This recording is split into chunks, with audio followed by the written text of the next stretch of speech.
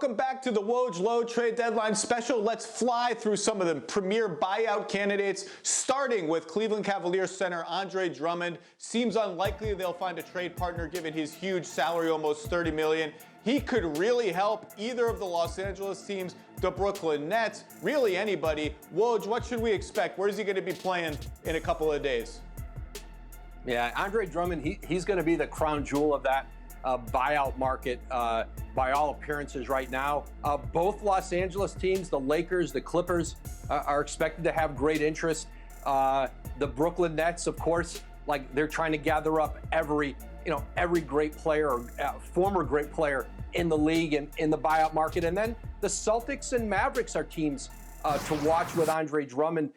Listen, as you know, Zach, a lot of these players don't want to take buyouts. They want to get traded. They don't want to become have the perception that they're a minimum player, because usually you sign a minimum deal in the buyout market. But it looks like that's where Andre Drummond's headed for, unless Cleveland can find a trade that we probably don't expect they will here in the next 24 hours. But certainly with the Lakers, he'd move right in. He'd be their starting center.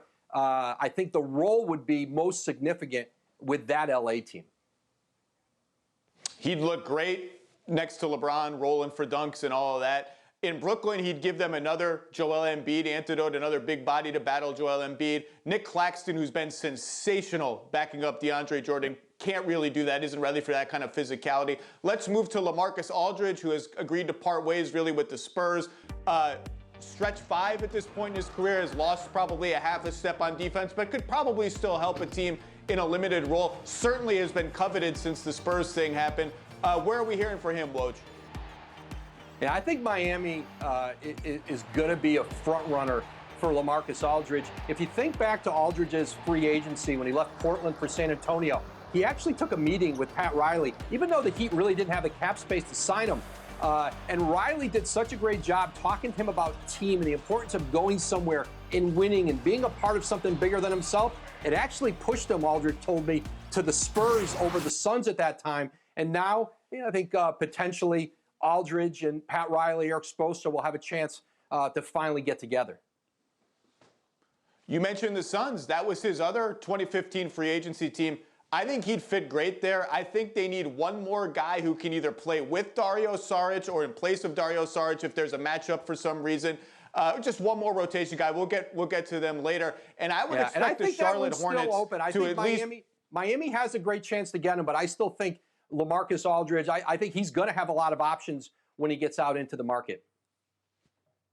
And I would expect the Charlotte Hornets also to be among the teams to at least reach out. He'd have an instant big role there. Let's transition, go back to the Pelicans. It's sort of shocking that the J.J. Redick era in New Orleans would come to a buyout. It appears we're headed that way. And look, you can never have enough shooting. You can never have enough wings. Yeah, he's aging. Yeah, he's not the greatest defensive player in the world, but he can help. He's played on big stages. He's playoff tested. Woj, where do we think Mr. Redick is going to end up?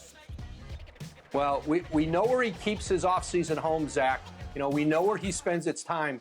That's in Brooklyn. I think certainly the Nets will have an opportunity there. I think there's one team, though, if he was willing to geographically move back out west, the Utah Jazz, and he and Quinn Snyder, the Jazz head coach, certainly both Duke guys, they've had a long, great relationship.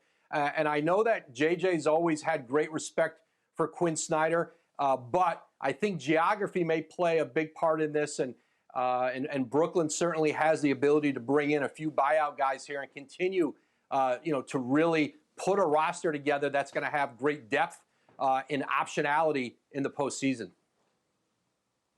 Does JJ still have a place in LA? Because the romantic in me would love a JJ Redick return to the Clippers. Another team that sort of cycles through which guard is going to close games next to their big wings. Shooting. That's what everyone wants. The romantic in me kind of wants that, but it seems like Brooklyn is the front runner.